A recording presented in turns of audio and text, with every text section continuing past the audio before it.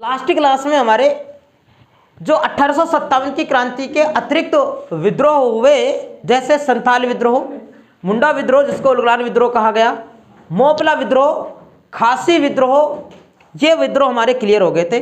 आज का हमारा विषय रहेगा सामाजिक सुधार आंदोलन। सामाजिक सुधार आंदोलन, और सामाजिक सुधार आंदोलन में हम जो सबसे पहले चर्चा करेंगे, हमारा सबसे पहला विषय रहेगा राजा राम मोहन राय के बारे में।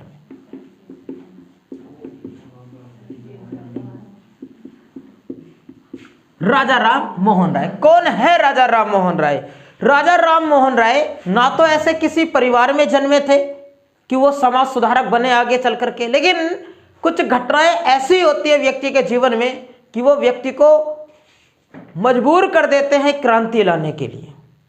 जब राजा राम मोहन राय जी के बाल्य अवस्था में ही उनके सर से उनके माता पिता का सहारा उठ गया था। उनके माता पिता की मृत्यु हो गई बाल्य अवस्था में ही, और जो सहारा राजा राम मोहन राय जी को उनकी माँ का मिलना चाहिए था, वो माँ का सहारा उनको उनकी भाभी ने दिया। उनकी भाभी ने उनको पाला पोसा और बड़ा किया, लेकिन अंततः एक घटना हुई, दुखद घटना, कि राजा राम मोहन राय जी के जो बड़े भाई थे उनकी मृत्यु हो जाती है। और राजा राम मोहन राय के बड़े भाई की जब मृत्यु हुई, तब उन सामाजिक लोगों ने राजा राम मोहन राय जी के बड़े भाई के साथ साथ उनकी पत्नी को, यानी राजा राम मोहन राय जी की भाभी को भी बांधा उनकी चिता के साथ, उनके भाई की चिता के साथ, और उनको भी जला दिया। जब ये दृश्य देखा खुद राजा राम मोहन राय ने, बड़े पीड़ित हुए, तब भी लोगों को समझाने का प्रयास किया कि ये गलत है, ऐसा ना करो, तब तो किसी ने उनकी बात मानी नहीं। लेकिन उन्होंने बड़े होकर के यह ठान लिया कि मुझे इस सामाजिक कृति का विरोध करना है, मुझे सामाजिक कृति को समाप्त करना है। जब उनकी मां समान भाभी को सती बना दिया लोगों ने, तब राजा राम मोहन राय ने यह ठान तो लिया था कि इस खराब प्रथा का अंत करना है। तब वर्ष 1815 ईस्वी को राजा राम मोहन राय ने एक सम्मेलन बनाया जिसका नाम था आत्मीय सम्मेलन, आत्मीय सभा। आत्मीय सभा ये क्यों बनाई गई? आत्मीय सभा बनाई कि लोगों को जोड़ने के लिए आत्मीय सभा। क्यों? कि देखो, ऐसा होता है कि हमारे भारत में अंधविश्वास इतना ज्यादा है कि लोग धार्मिक गुरुओं की बातों पर, कुछ ब्राह्मणों की बातों पर आंख मूंद कर विश्वास कर लेते हैं। अब तो खैर थोड़ा सा कुछ कम हो गया है। कैसे? अगर हम पिछले 4-5 साल अगर देखें, पिछले 4-5 साल जो बीते हैं, उनमें देखें कि इतने सारे ढोंगी बाबा पकड़े गए हैं कि लोगों की जो आस्था थी धर्म गुरुओं पर, कि हमारे गुरुजी हैं, जैसे डेरा सच्चा सौदा वाले हुए और आसाराम जी हुए, ऐसे इतने सारे पकड़े गए। तो लोगों की जो श्रद्धा थी इन पर, वो थोड़ी सी कम हो गई है। लेकिन उस एक जमाने में ऐसा था कि जो भी ये कहते थे ना, उसको बिल्कुल परम सत्य मान लेते, अटूट विश्वास उस पर कर लिया करते थे। तो राजा राम मोहन राय भी, आपको समझिए जरा, कि अगर ये कहते, ये प्रभावी व्यक्ति नहीं बने। अगर कोई ऐसे व्यक्ति जा रहे हैं, अगर उससे जाकर के कह रहे हैं कि सती प्रथा खराब है, कोई खड़ा है चौराहे पर, नुक्कड़ पर, चाय की दुकान पर खड़ा हुआ है और वो कर रहा है ये सब कुछ, है ना, चल रहा है उसका, और उससे समझाने जाकर के सती प्रथा खराब है, तो क्या वो मानेगा? नहीं मानेगा।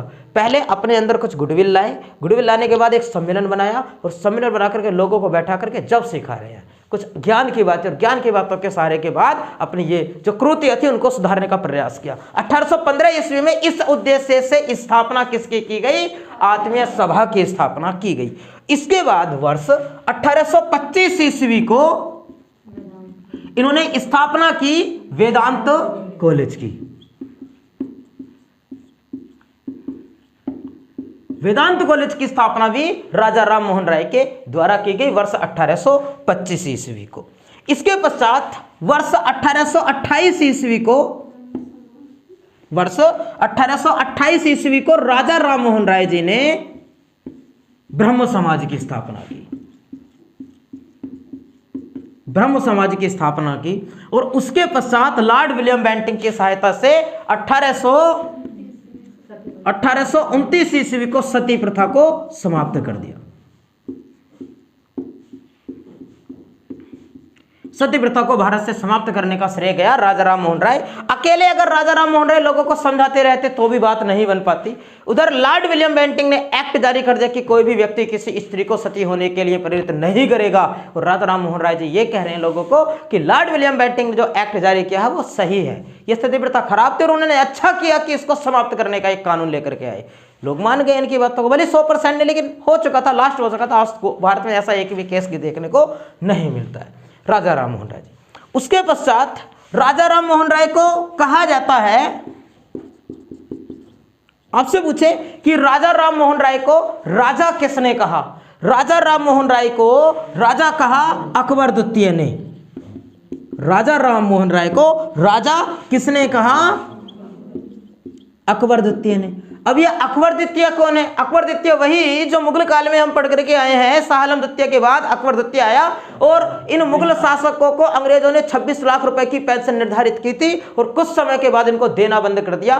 तब ये अकबर द्वितीय अयोग्य शासक, अब इसको खर्चा चलना भारी पड़ रहा है और राजा राम मोहन राय की वैल्यू इन मुगल शासकों से ज्यादा है। अंग्रेज ज्यादा सम्मान करते, इतना मुगल शासकों का सर रेस्पेक्ट नहीं करते, उनको तो कुछ भी नहीं समझते, लेकिन राजा राम मोहन राय जी के सर माथे रखते हैं। अब क्या था? अब अकबर जो द्वितीय है वो राजा राम मोहन राय को हाथ जोड़ करके कह रहा है कि मोहन राय जी आप ही हो राजा। उसको लग रहा है कि मेरी कोई वैल्यू नहीं है, इनसे ज्यादा मुझसे ज्यादा तो राजा राम मोहन राय को मानते, आप ही हो राजा। राजा किसको कहा? राजा राम मोहन राय को अकबर द्वितीय ने राजा की पदवी दी, तब से वो राजा राम मोहन राय कहलाए। और कहा कि आप ही राजा हो और आप ही हो दूसरे अकबर। भाई मुझसे ज्यादा मैं दूसरा अकबर हूं, अकबर द्वितीय। तो उनको कह रहे हैं राजा राम मोहन राय को आप ही हो दूसरे अकबर और आप एक काम करो कि आप इंग्लैंड चले जाओ। और जो वादा किया था इंग्लैंड वासियों ने 26 लाख रुपए की वार्षिक पेंशन देने का, उन्होंने कुछ समय तक दे करके बंद कर दी। उनसे कहना कि फिर से देनी प्रारंभ करें। राजा राम मोहन राय इनके बहकावे में आ गए और राजा राम मोहन राय चले गए इंग्लैंड। ऐसा माना जाता है कि इंग्लैंड के ब्रिस्टल नामक स्थान पर राजा राम मोहन राय की मृत्यु हो जाती है। कुछ कहते हैं हत्या हुई, कुछ कहते हैं मस्तिष्क में ट्यूमर था, कुछ कहते हैं खोपड़ी में कुछ लगा था, पता नहीं हुआ क्या, लेकिन हमें इतना पता है कि इनकी मृत्यु कहाँ हुई थी? राजा राम मोहन राय जी की इंग्लैंड में। अभी पढ़ेंगे उसको। इसके अतिरिक्त तो और भी कहा जाता है राजा राम मोहन राय को। अभी हम जो धार्मिक युग पढ़ने वाले हैं उसमें दयानंद सरस्वती को पढ़ेंगे, स्वामी विवेकानंद को पढ़ेंगे, केशव चंद्र सेन को पढ़ेंगे, देवेंद्रनाथ टैगोर को पढ़ेंगे और बहुत सारे धार्मिक गुरुओं को, धार्मिक नेता उनको पढ़ेंगे, सामाजिक सुधार व्यक्तियों को। और उनमें हम सबसे पहले जो पढ़ रहे हैं वो राजा राम मोहन राय को पढ़ रहे हैं, क्योंकि जिस प्रकार से पूरी दुनिया में समाज को सुधारने की मुहिम की शुरुआत मार्टिन लूथर ने की थी, भारत में सबसे पहले इन कृतियों को सुधारने की शुरुआत राजा राम मोहन राय ने की। और यही कारण है कि राजा राम मोहन राय को भारत में पुनर्जागरण का मसीहा कहा जाता है या आधुनिक भारत का जनक कहते हैं।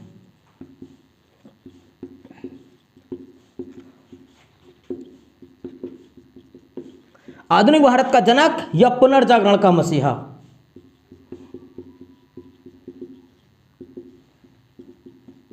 राजा राम मोहन राय को, या फिर आधुनिक भारत का नक्षत्र।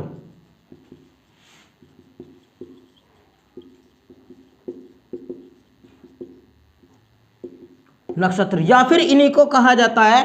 राजा राम मोहन राय ने क्या ध्यान दिया? देखो राजा राम मोहन राय जी ने ना धार्मिक शिक्षा के साथ साथ धार्मिक कृतियों को समाप्त करने के साथ साथ राजा राम मोहन राय जी ने थोड़ा और ध्यान दिया था कि भारत में अगर पश्चिमी शिक्षा को लाया जाए, पश्चिमी शिक्षा को लाया जाए, पश्चिमी शिक्षा में जैसे अंग्रेजी भाषा है, मॉडर्न तरीका है पढ़ने का, पढ़ाने का, सबके साथ रहने का, लड़की लड़कों के एक साथ, वो सब कुछ अगर लाया जाए तो इन कृतियों से इनका विश्वास हट जाएगा थोड़ा सा, ये कृतियों को मानना बंद कर देंगे। इसीलिए राजा राम मोहन राय ने भारत में पश्चिमी शिक्षा लेकर के आए। एग्जाम में आपसे पूछेगा कि पश्चिमी शिक्षा का अग्रदूत किसे कहा जाता है? राजा राम मोहन राय को पश्चिमी शिक्षा का अग्रदूत।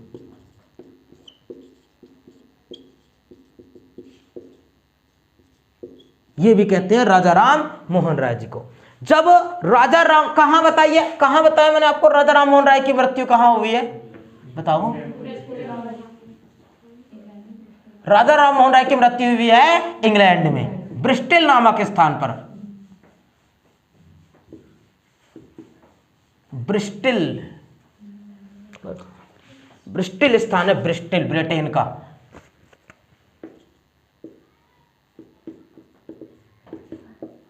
इंग्लैंड में पड़ता है।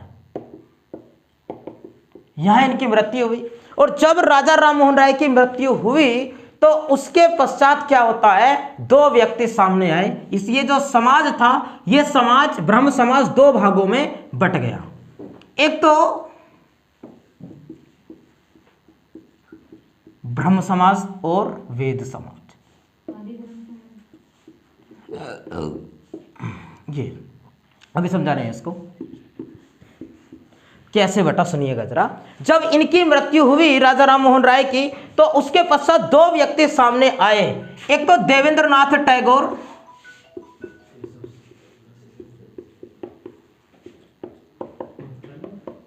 देवेंद्रनाथ टैगोर, और देवेंद्रनाथ टैगोर के अतिरिक्त तो दूसरे व्यक्ति केशव चंद्र सेन।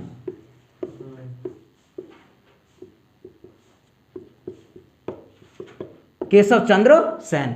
तो क्या मामला आया सामने, वेद मतलब वेद जब हमने पढ़ा कि जो ऋग्वेद था, वैदिक काल था, उस वैदिक काल को दो भागों में पढ़ा था। एक तो ऋग्वैदिक काल और एक उत्तरावैदिक काल। जो ऋग्वैदिक काल था वो ऋग्वैदिक काल बहुत अच्छा था, उत्तरावैदिक काल खराब था। तो जो वैदिक काल था, वैदिक काल में खराब प्रथाएं नहीं थी। इसीलिए जो केशव चंद्र सेन जी हैं वो ये कह रहे हैं कि राजा राम मोहन राय जी का ध्यान वेदों की तरफ था, अर्थात जो धार्मिक शिक्षा है वो धार्मिक शिक्षा लोगों को दी जानी चाहिए। लेकिन जो देवेंद्रनाथ टैगोर जी हैं, देवेंद्रनाथ टैगोर जी क्या कह रहे हैं, ये कह रहे हैं कि राजा राम मोहन राय ने पुरानी प्रथाओं को, वेद को ज्यादा महत्व नहीं दिया था। उन्होंने तो पश्चिमी शिक्षा को अपनाए, वो तो मॉडर्न तरीका लेकर के आए भारत में, तो वो वेद की ओर अग्रसर नहीं थे। अर्थात इसका जो एक ही रूल होना चाहिए, केवल मॉडर्न तरीके से ही रहना चाहिए, मॉडर्न अंग्रेजी को ब्रिटेन के तरीके से, यूरोपीय शक्तियों के तरीके से रहना चाहिए। अब दोनों में विवाद हुआ, तो अब ये जो ब्रह्म समाज थी वो ब्रह्म समाज, अब जिस प्रकार से शिया और सुन्नी दो प्रकारों में इस्लाम धर्म बढ़ गया, तो जो ब्रह्म समाज है वो भी दो भागों में बढ़ गई। कुछ लोग ने, कुछ व्यक्तियों ने तो जो ब्रह्म समाज थी, जो मॉडर्न वाली थी, उसको ही अपना लिया, आदि ब्रह्म समाज इसका नाम रखा गया। और इसके जो अध्यक्ष बने वो बने देवेंद्रनाथ टैगोर जी। चाहे आपको देवेंद्रनाथ टैगोर मिले या देवेंद्रनाथ ठाकुर मिले, आंसर लगा देंगे अपना। और जो दूसरा भाग कहलाया वो कहलाया वेद समाज, और वेद समाज की स्थापना की केशव चंद्र सेन ने। इसके आपसे सन भी पूछ लेता है कि वेद समाज की स्थापना केशव चंद्र सेन ने कब की थी, तो आंसर आप लगाते हैं इसका वर्ष 1867 ईस्वी को। 1867 ईस्वी को वेद समाज, वेद समाज क्या था, आदि ब्रह्म समाज क्या, जो ब्रह्म समाज था वही दो भागों में बट करके दो हिस्से इसके बन गए थे। राजा राम मोहन राय से संबंधित इतने प्रश्न आपसे एग्जामिनर पूछेगा, सारे हमने क्लियर किए हैं। कोई पुस्तक वगैरह इनकी थी, संवाद कौमुदी। राजा संवाद कौमुदी मतलब चांदनी के साथ संवाद।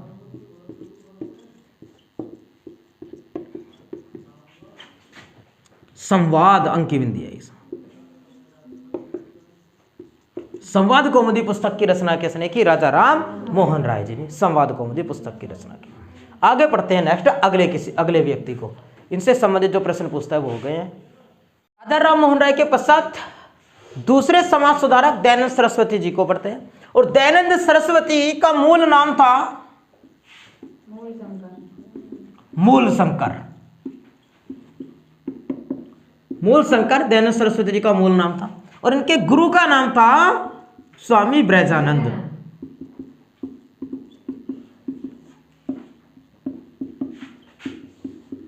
स्वामी ब्रजानंद।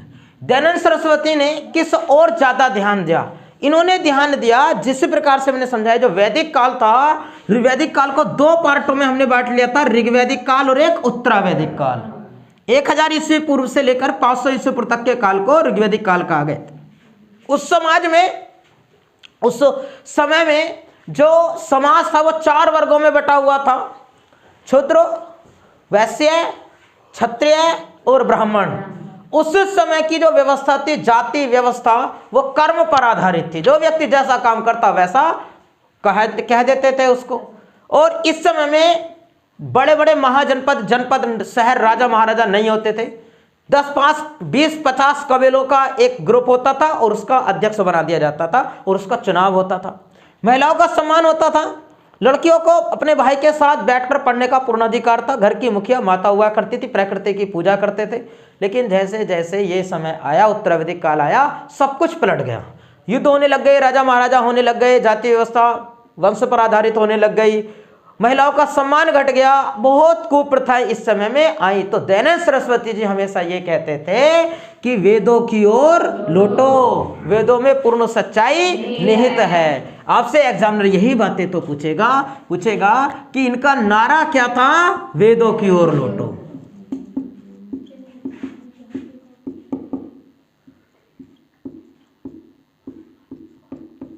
भारत भारतीयों के लिए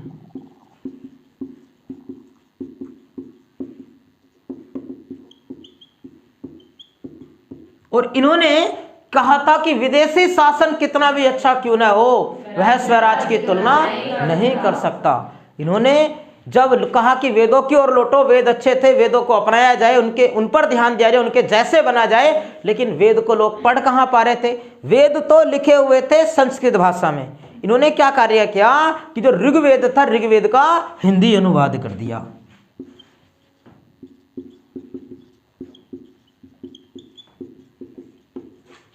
ताकि अच्छे से लोग समझ सके और तब उसको अपना सके। किसने किया ऋग्वेद का हिंदी अनुवाद? दयानंद सरस्वती ने। इन्होंने कुछ पुस्तकें भी लिखी। इन्होंने पुस्तकें कौन कौन सी लिखी? इन्होंने पुस्तक लिखी वेद भाष्य, वेद भाष्य, और एक पुस्तक वेद भाष्य भूमि।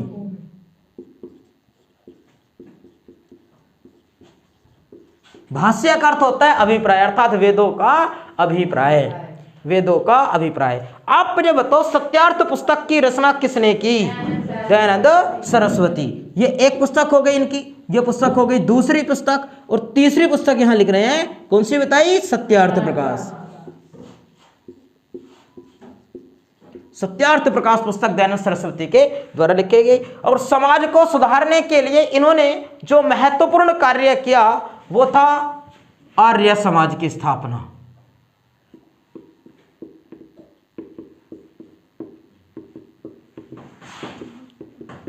कब हुई आर्य समाज की स्थापना? वर्ष 1875 ईस्वी को आर्य समाज की स्थापना हुई, और हुई कहां? मुंबई में। हाँ, पूछता है इस बात को कि कहां हुई थी आर्य समाज की स्थापना? 1875 ईस्वी में मुंबई में हुई थी। इनके पश्चात स्वामी दयानंद सरस्वती जी के पश्चात इनका जो समाज था आर्य समाज, इस आर्य समाज ने शुरुआत की एंग्लो वैदिक स्कूल की। एंग्लो वैदिक स्कूल।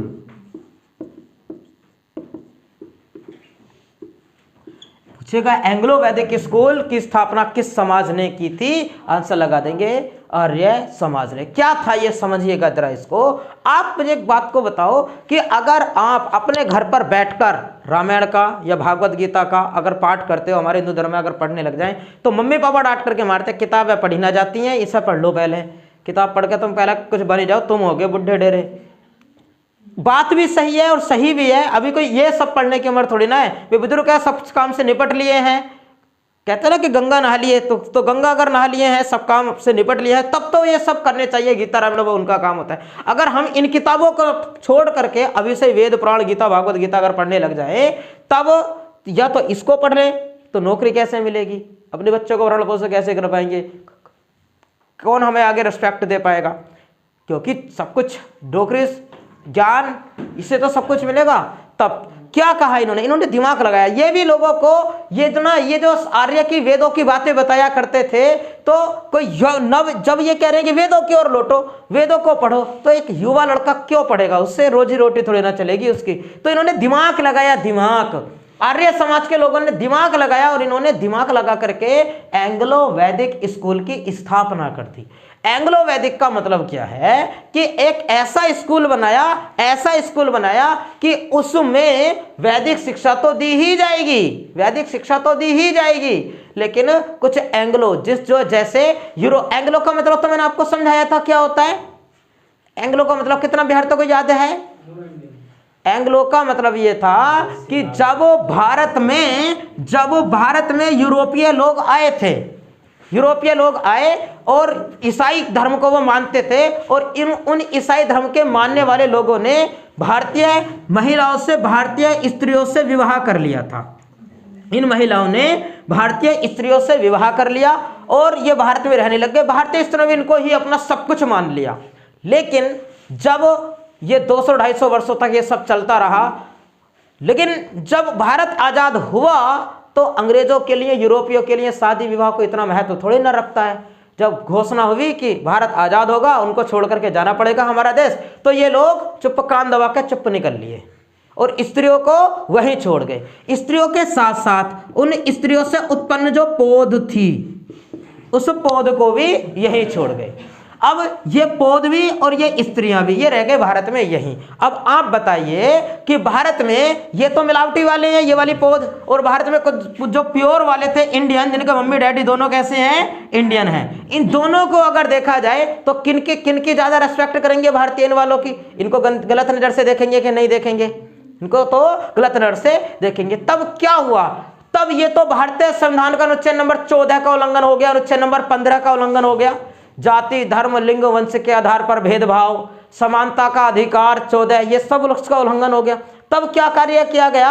आप बताइए कि अगर ये व्यक्ति, जैसे चुनाव का अधिकार सबका अधिकार है, कोई भी चुनाव को लड़ सकता है, सबके साथ समानता है, अगर ये व्यक्ति चुनाव लड़े तो इनको कोई वोट देगा? जो इनको पसंद ही नहीं करते हैं, देखना इनको तो गलत नजर से देखते हैं। इनको तो एक प्रकार की एंग्लो गाली होती है हमारे यहाँ, तो ऐसे करके, है ना, तो यतीम इस प्रकार से ऐसे समझो इनको। तो क्या इनको कोई वोट देगा? ये राजनीति में कभी आएंगे? तो प्रावधान बनाया गया था तब कि लोकसभा में 2 एंग्लो इंडियन को मनोनीत किया जाएगा और प्रत्येक राज्य की विधानसभा में भी 1 एंग्लो इंडियन को राज्यपाल द्वारा मनोनीत किया जाएगा। लेकिन भारत आजाद हुआ था 1947 से, तब से लेकर तब तो बहुत सारे थे भारत में एंग्लो इंडियन, लेकिन जब धीरे धीरे अब समाप्त होते चले गए और थोड़ी ना बने, तो वो मृत्यु होती चली गई उनकी। तो अब लगभग 100-150 के आसपास बचे होंगे।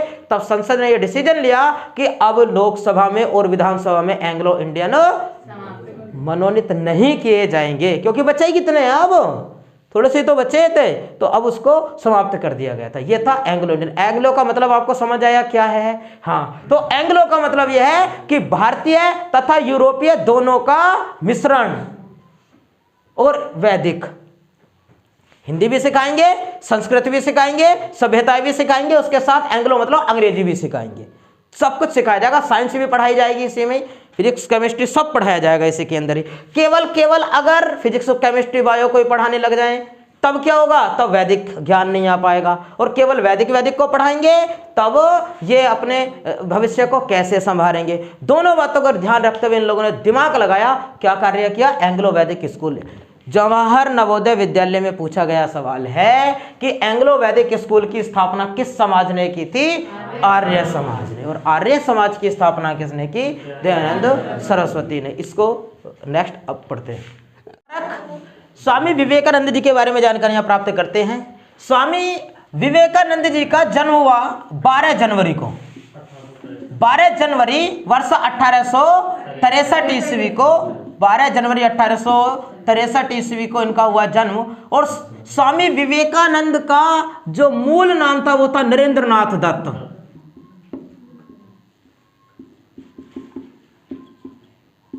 नरेंद्रनाथ दत्त। स्वामी विवेकानंद की मुलाकात होती है एक धार्मिक व्यक्ति से, नाम रामकृष्ण परमहंस।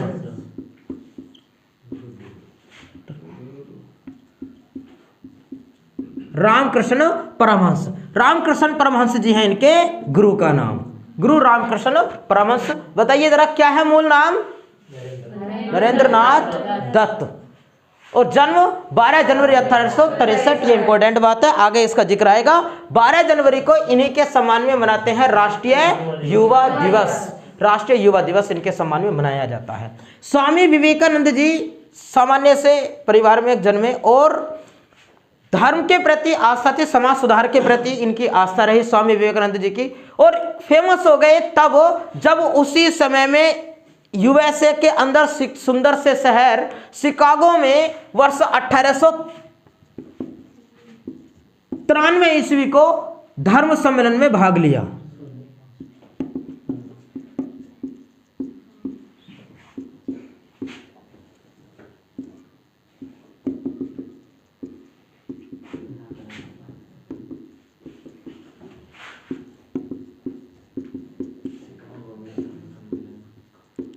शिकागो में धर्म सम्मेलन में भाग कब लिया इन्होंने? वर्ष 1893 में। क्या था कि शिकागो से अनाउंसमेंट किया गया पूरी दुनिया में कि हम एक धर्म का आयोजन कर रहे हैं, धर्म सम्मेलन का। अगर कोई व्यक्ति आना चाहे, किसी भी देश का व्यक्ति, किसी भी धर्म का व्यक्ति, तो वो आए और अपने धर्म के बारे में यहाँ लोगों को बताए। सब लोग आकर के इकट्ठा होंगे। भारत की तरफ से रुपया पैसा लोगों ने इकट्ठा किया और एक ज्ञान ध्यान वाले व्यक्ति स्वामी विवेकानंद जी को भेज दिया इस सम्मेलन में भाग लेने के लिए। बड़ी मुश्किलों के साथ, मशक्कत के साथ, एक लंबे समय के बाद 1892 में चले, 93 में वहां पहुंचे। और जब मुश्किलों के साथ वहां पहुंचे, वहां सम्मेलन चल रहा था कई दिनों तक, महीना भर तक लगभग वो सम्मेलन चलता रहा। रोज लोगों को बुलवाया जाता था उसमें। और जब स्वामी विवेकानंद जी वहां पहुंचे तो जो द्वारपाल खड़ा हुआ था गेट पर, उस द्वारपाल ने रोक लिया, उनको वहां रोका और कहा कि किधर जाता है। इन्होंने कहा कि भाई बुलवाया गया, निमंत्रण है हमारे पास, देखिए जरा हम इंडिया से आए हैं। तब उसने कहा कि ऐसे क्यों? स्वामी विवेकानंद की दशा ऐसी थी, कपड़ों को एक तो ऐसे करके लपेटा मार लिया, जैसे सर्दी में सोल ओढ़ लेते हैं आप, इस प्रकार से एक यहां लपेट लिया और एक सर से बांध लिया बिना सिले कपड़े, पैर में खड़ाऊ, जूते भी नहीं, चप्पल भी नहीं, खड़ाऊ जो चलती थी अपनी वो वाली खड़ाऊ, और चले गए ऐसे ही। स्वामी विवेकानंद जी जब वहां पहुंचे गेट पर तो मना कर दिया। और ये जो दृश्य था, ये दृश्य देखा था एक महिला निवेदिता ने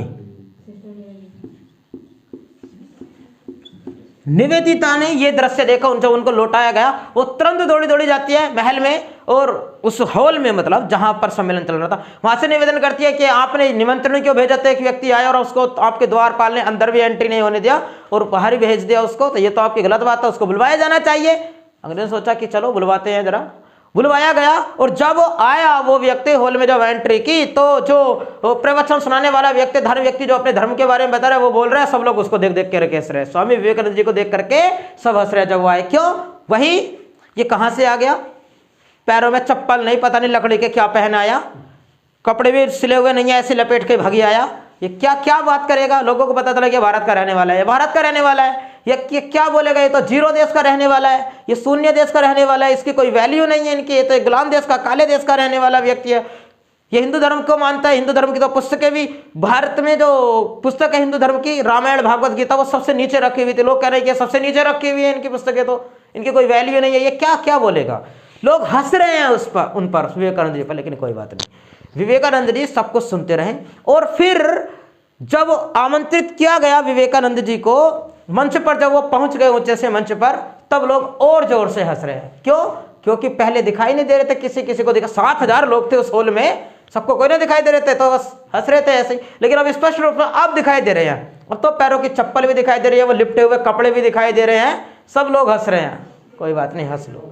लेकिन स्वामी विवेकानंद जी सुनते रहे और अंततः स्वामी विवेकानंद जी ने जब बोलना प्रारंभ किया, उन्होंने 2 शब्द मात्र बोले। उन्होंने कहा, डियर सिस्टर्स एंड ब्रोदर्स। इतने से शब्द बोले, इतना प्रभावित कर दिया इन 2 शब्दों ने अंग्रेजों को कि 7000 लोगों से भरा हुआ वो हॉल तालियों से गूंज पड़ा। अंग्रेज क्या कहते थे? Ladies and gentleman. उन्होंने अलग ही शब्द बोले, वही मोदी जी वाले, भाइयों बहनों, जब हमारी सरकार आएगी तो विकास आएगा। वो वाली लैंग्वेज इन्होंने सीखी हो उन्होंने से। तो विवेकानंद ने ये शब्द के, लोगों को क्या लगता था? वहां के लोगों को ये लगता था कि भारत से आया, हिंदी में बोलेगा, ट्रांसलेटर इंग्लिश में ट्रांसलेट करेगा, जब हम समझेंगे। लेकिन ऐसी पड़ापड़ इंग्लिश बोली कि अंग्रेज देखते रह गए। अंग्रेज तो बोलते भी अधूरी इंग्लिश है। अगर चेयर बोलनी हो ना, चेयर, तो चेयर नहीं बोलेंगे, वो कहेंगे चेया। बोलते नहीं बोलते हैं? हाउ आर यू पूरा नहीं बोलेंगे, वो कहेंगे हाउ यू, और तो गाया वो उनका,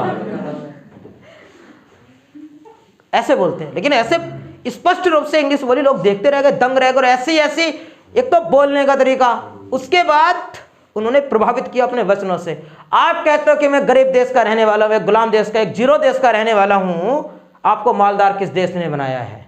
जिसको आज आप गरीब एक गुलाम देश बता रहे हैं, वो एक सोने की चिड़िया था, उसको गरीब किन्होंने बनाया है? आप कहते हो मैं एक जीरो देश का रहने वाला हूं, आप जिस जीरो की बात कर रहे हैं उस जीरो को खोजा किन्होंने था? वो हम भारतीयों की देन है। और ये 0 रुपये पहिया अगर बाहर खड़ी आपके एम्बेसडर कार में ना लगा हुआ था तो आपकी हिम्मत नहीं देगी, आप यहाँ तक पैदल चल के आ जाते। ये भारतीयों की देन है। आप कहते हो कि हमारे भागवत गीता रामायण ये सबसे नीचे रखे हुए, इनकी कोई वैल्यू नहीं है। इसका मतलब ये नहीं कि इनकी कोई वैल्यू नहीं है नीचे रखे है, तो इसका मतलब ये है कि ये आप बाकी सभी ग्रंथों के नींव हैं। अगर इनको हटा दे जाए तो गिर पड़ेंगे, आपका कोई वैल्यू नहीं बचेगी इनकी। ऐसे तरीके से बोले, जितना समय दिया गया था उसके 10 गुना ज्यादा समय बोले। और विवेकानंद जी को मंच से उतरने नहीं दे रहे फिर लोग। 2 मिनट और विवेकानंद जी, 2 मिनट और, बस 2 मिनट और। 10 गुना ज्यादा समय तक बोले जितना समय दिया गया।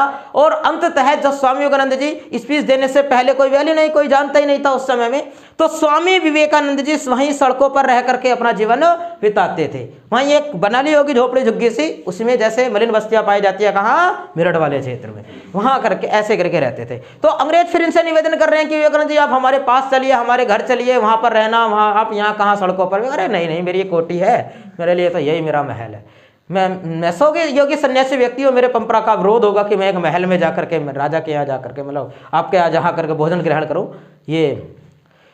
लेकिन उनकी बातों को सुनने के लिए, विवेकानंद जी की बातों को सुनने के लोग उस सड़क पर ही आ जाते थे, फुटपाथ पर जाकर के उनके झोपड़े झुग्गी में बैठ जाया करते थे, उनसे बातें करते रहते थे, उनके लिए खाना भी लेकर के आते थे विवेकानंद जी के। लेकिन विवेकानंद जी उनका खाना खाते नहीं थे। विवेकानंद जी कहते रहे नहीं, मेरा खाना बन रहा है और मेरा खाना बन जाएगा, अपने खाऊंगा, फिर ये खाना बेकार जाएगा और ये शोभा नहीं है, अच्छा नहीं देता वे खाना बेकार जाए। तब विवेकानंद जी, लोग पूछते थे कि खाना कहाँ बन रहा है। खाना जो बन रहा था वो जैसे हम पूजा माई के समय में टिक्की बनाती हैं, टिक्की, या फिर जो काले पीले डंडे करते थे ना, और जो टिक्की बना करती थी वो कंडों में दबा करके, जो राख के अंदर, अंग्रेज देख रहे हैं ये खाना इसमें बन रहा है राख के अंदर, लेकिन मानते थे अंग्रेज, वो समझते थे कि ऐसा खाना खाता है तभी तो इतना ज्ञानी धनी है, ये खाता है तभी तो इतना ज्ञान है, इसको मानते थे। हाँ, लेकिन कोई नहीं, बातें बनानी शुरू कर दी है, पूछ रहे हैं, जानकारियां दे रहे हैं। इतने में विवेकानंद जी देखते हैं, चलो खाना तैयार हो गया, खाना खाते हैं, तो खाने को तोड़ते हैं, वो टिक्की को तोड़ते हैं, लो आप भी खाओ, आप भी खाओ। ये दशा हो जाती थी कि विवेकानंद के दिलियों भी नहीं बचती थी, अंग्रेज होड़ा होड़ पे खा जाते थे। क्यों? अरे इसे खाने से तो बुद्धिमान बनाया है, यही तो वो चीज है, यही तो वो बूटी है। तो ये ऐसी परिस्थिति, ऐसा माहौल वहां उन्होंने बना दिया। और कई वर्षों तक फिर वहां विवेकानंद जी रहे। और वहां जो निवेदिता थी, निवेदिता तो इतनी ज्यादा प्रसन्न हो गई थी कि इसने तो विवेकानंद को प्रपोज भी कर दिया। इसने कहा, एक नए तरीके से कहा विवेकानंद से, निवेदिता ने कहा विवेकानंद से, विवेकानंद जी मैं आपसे विवाह करना चाहती हूं, और इसलिए करना चाहती हूं ताकि मुझे भी आपके जैसा होनहार एक बच्चा पैदा हो। तब विवेकानंद जी ने कहा, माते मुझे अपना बेटा ही स्वीकार कीजिए। और फिर उसके पश्चात तो सिस्टर निवेदिता उनकी शिष्या बन गईं, और प्रभावित इतनी हुई कि वो उनके साथ भारत ही वापस लौट आई। स्वामी विवेकानंद जी भारत में आते हैं और वर्ष 1897 ईस्वी को अपने गुरु रामकृष्ण परमहंस के नाम पर एक धार्मिक एक संगठन की स्थापना करते हैं, और संगठन का नाम रामकृष्ण मिशन रखा जाता है। रामकृष्ण मिशन स्थापना कब हुई? 1897 को। एग्जामिनर पूछेगा कि स्वामी विवेकानंद द्वारा स्थापित रामकृष्ण मिशन का मुख्यालय कहां था? बेलूर में, बेलूर मठ कह दे, कहां है? कोलकाता, बंगाल। जहां जैसा ऑप्शन दे आप अपना आंसर लगाएंगे।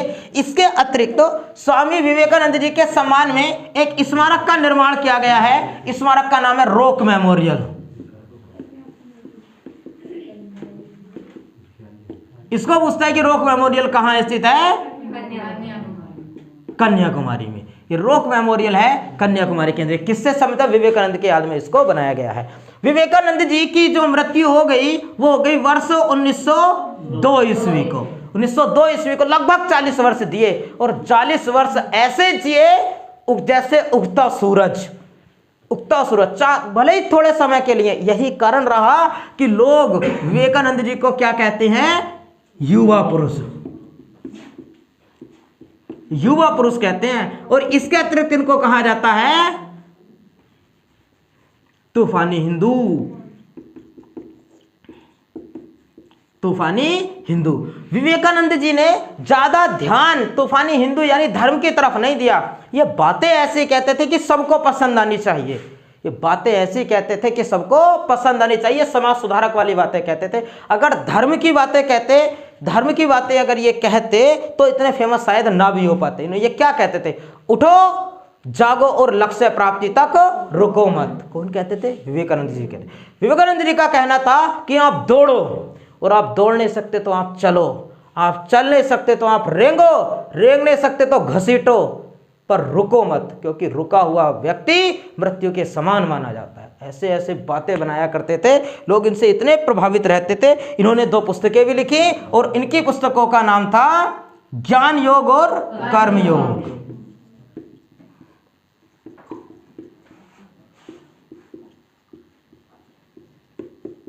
ये 2 पुस्तकें हैं, ज्ञान योग और कर्म योग। दोनों पुस्तक लगे, कभी समझो कि एक ही पुस्तक है। ज्ञान योग और कर्म योग पुस्तकों की रचना किसने की? स्वामी विवेकानंद जी के द्वारा की। स्वामी विवेकानंद। आगे पढ़ते हैं नेक्स्ट अगले व्यक्ति के बारे में।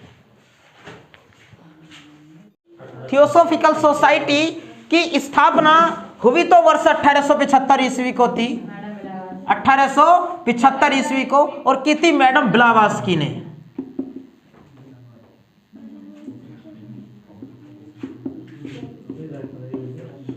मैडम ब्लावास्की ने, और इसकी स्थापना हुई थी कनाडा में।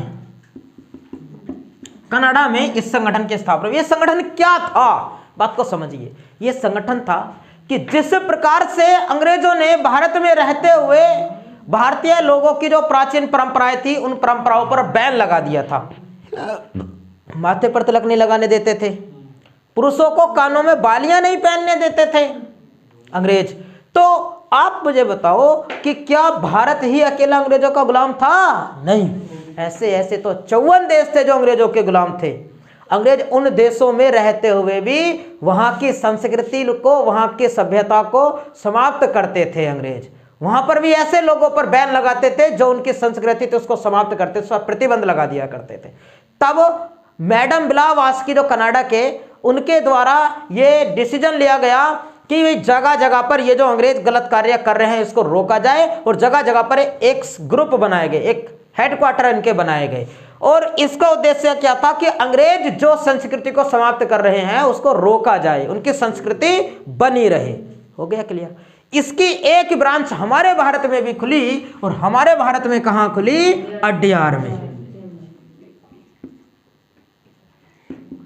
भारत में दक्षिण में अड्यार में, मद्रास में इसका हेडक्वार्टर स्थापित किया गया। और आपसे पूछेगा कि ये भारत में किसने स्थापित किया था इसको? यानी जब ये हेडक्वार्टर बनाते थे तो अपने एक व्यक्ति भी तो नियुक्त करते थे, भेजते थे कि तुम वहां चले जाओ और तुम वहां चले जाओ। तो भारत में आई कौन? Annie Besant.